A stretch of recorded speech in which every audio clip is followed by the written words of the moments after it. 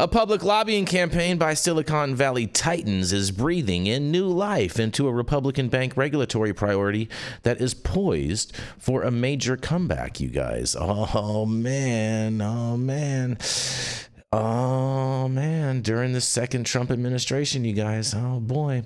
Republicans are gearing up to revive a push for federal fair access, in quotation marks, regulations that would prescribe when banks can decline to serve certain customers.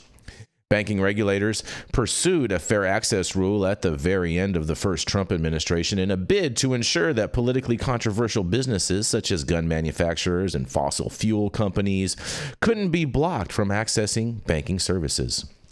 But the effort was killed soon after President Joe Biden took office amid opposition from banks and progressive groups and all the lefties, which said the proposal would force lenders to do business with risky companies and was legally unsound, you guys. Now, key players in the cryptocurrency industry and Silicon Valley are helping to revive the issue and uncovering new bipartisan interest in it. Venture capitalist Mark Anderson, whose firm invests in crypto startups, said last week on the Joe Rogan Experience that some tech founders have been cut off from banking services due to actions by Biden-appointed regulators. Those remarks went viral, igniting complaints by participants in the digital asset space about what they describe as attempts to debank the industry. They say pressure from regulators has prompted lenders to avoid doing business with crypto firms. The issue has caught the eye of lawmakers on Capitol Hill and advisors to President-elect Donald Trump, including Elon Musk. Oh, yeah. Raising the prospect that it could become a priority next year. In a quote, "I don't see how this doesn't get addressed right away, as literally as January priority, not like 100 days priority," said Brian Brooks, who spearheaded the attempt to enact a fair access rule while serving as acting controller of the currency during the first Trump term. In an additional quote, "The combination of Elon's energy and Mark Anderson's viral comments has added momentum to the campaign," he said, not to mention the coverage on High at 9 News. Two new twists are poised to change the dynamics this time around, they say. First, the issue is drawing new interest from Democrats, pro-crypto lawmakers on the left, including Representative Richie Torres of New York and Willie Nickel of North Carolina, have backed up Anderson's complaints on social media in recent days, signaling support for an effort to prevent regulators from pressing banks to deny services to some customers. And Representative Maxine Waters of California, the top Democrat on the House Financial Services Committee, suggested that she could find common ground in this area with Republicans in an interview with our Eleanor Mueller prior to the election. Waters said she doesn't, in quotes, believe that an American citizen should have their bank accounts closed down and nobody tells them why, or you have nowhere to appeal. I mean, I find that kind of interesting that she's saying that because she's been allowing this thing to happen since the Obama administration. But nonetheless, you know what? I'm going to allow her to be able to evolve on this. Second, the move could also draw support from another surprising corner. That's right, the banking industry itself. Banks opposed the OCC's fair access rule during the last Trump term, but a raft of new state laws seeking to discourage the lenders from cutting ties with certain customers for political or social reasons could change that calculus. Representative Andy Barr, a Kentucky Republican, that's my buddy, I like Andy Barr, it's a good guy, who's running to lead the financial services panel and has championed fair access legislation, said earlier this year that banks are warming up to setting a federal standard on the issue. Barr has partnered with Senator Kevin Cramer, Republican from North Dakota, on legislation that has support from several key players in the Senate, including incoming banking chair Tim Scott, Republican from South Carolina, and Vice Presidential-elect J.D. Vance. But despite an unprecedented support from some new corners, crypto skeptics remain critical of the push.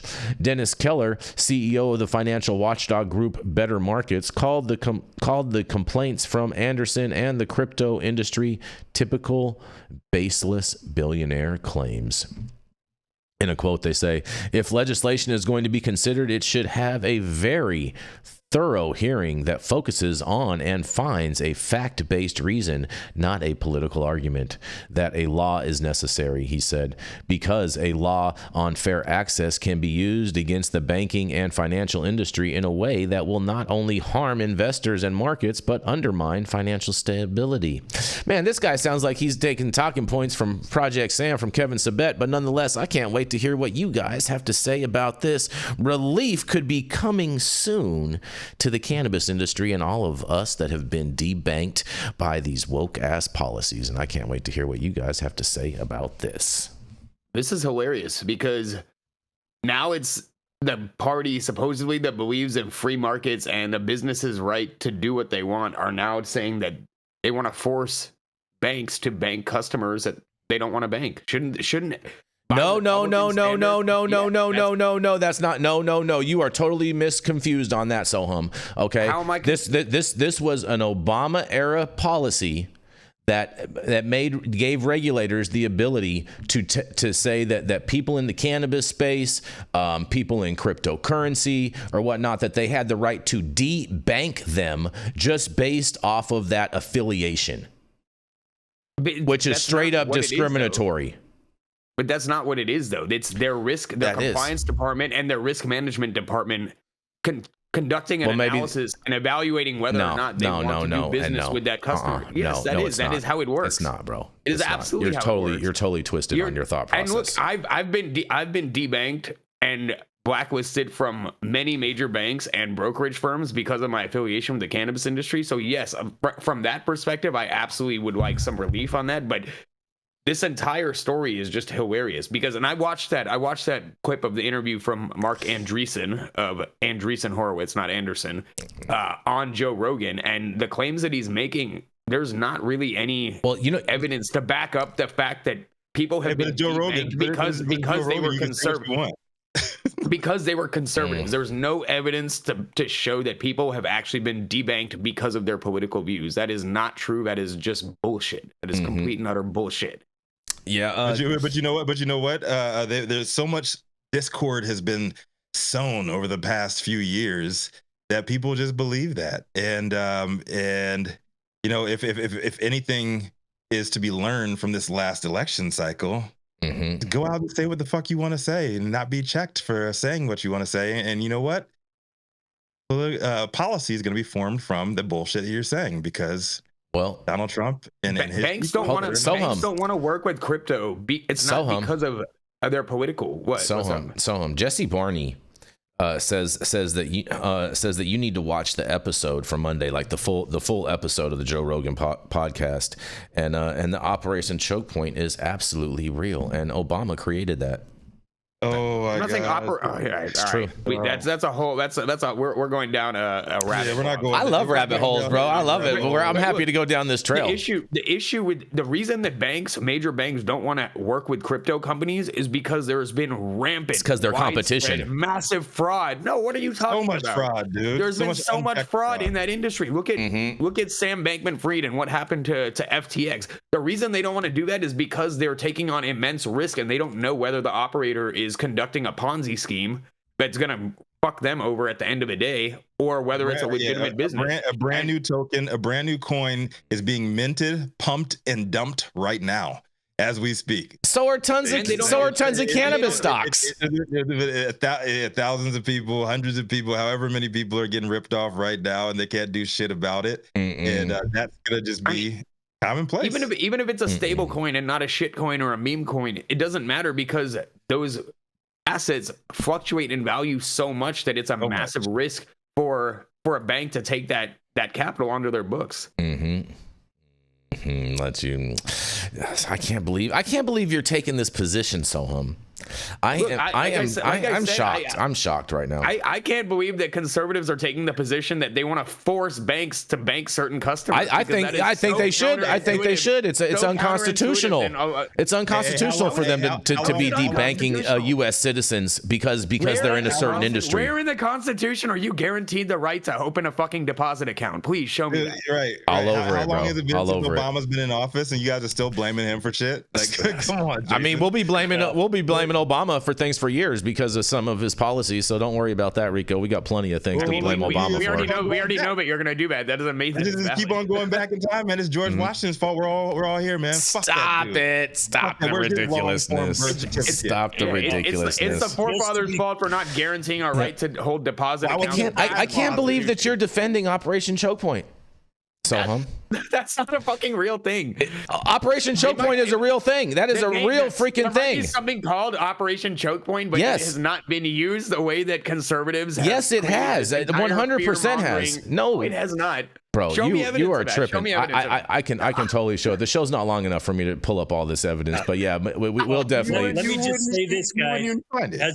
As the only one on this platform who's actually studied the Constitution and been tested on it, there ain't a goddamn thing in the Constitution about banking. It's been a mess since George Washington signed the first Banking Act in his first term. And big problem is risk. Bankers are risk averse. I've had multiple accounts closed down. No one told me why. It fucking pissed me off. I knew exactly why because I was a cannabis lawyer, but it's still money laundering because it's a federal crime. And these guys, their butts pucker up when you talk about potential crimes. Mm-hmm. I think we need to fix that. I think we need a federal law to fix that. And I think interstate commerce is the authority to do it under. Okay. But it's not there right now. And bankers are the most conservative people out there. If there's any kind of risk that they're going to lose their ass, they're not going to take it unless you force them. Yeah, where is this conservative argument coming from that debanking somebody, denying them service at your business is unconstitutional? Like, that is the most asinine thing I've ever heard in my life. In every business, in fact, wasn't it conservatives that just took cases to the Supreme Court about cake makers having the right to deny service to LGBTQ customers because they just don't agree with their politics? Like, no, that's a totally different argument. So no, it's not. It's a business that has the right to deny service to a person. That's it. Totally different type of arguments. Sohum, but that's cute. I'm glad that you decided to bring that. And I can't believe that you are advocating for Operation Choke Point. I'm not advocating for these banks and their corrupt policies and whatnot. And you are actually affected by them. I'm not advocating. This is what Democrats do. They advocate for the policies that hurt them. I'm not a Democrat, and I'm not advocating for the policy. Stop even going for it. The projection is real, and the gaslighting is untethered right now. So you're giving him more power by feeding into his bullshit. Stop it! It's not bullshit. It's real shit. Real talk, bro. No, Jason, bullshit, thank you. I got a really good laugh from that this morning. I'm glad I can make you laugh. I'm always here to put a smile on everyone's face. I'm gonna go back to Chase Bank and tell them that they have to open an account for me because it's my constitutional right to have an account there. See how that works. I think you should. Tell them. I tell them, hey, you can either open up my account today, or right after January, you're gonna be forced to open up an account for me. Yeah, that's what you should tell them. I want to talk to Mr. Rothschild right now. Yep. The banks are getting ready to tumble, bro. There's gonna be a whole new system coming in pretty soon. I cannot wait for all of this, bro. Yeah, the system is called chaos. Can't wait for January 20th. The system is called chaos. I'm here for all of it, Jason. I'm right with you. Nothing, no rules, no nothing. Let's burn it down. It's gonna be so great, bro. It's gonna be so great. Well.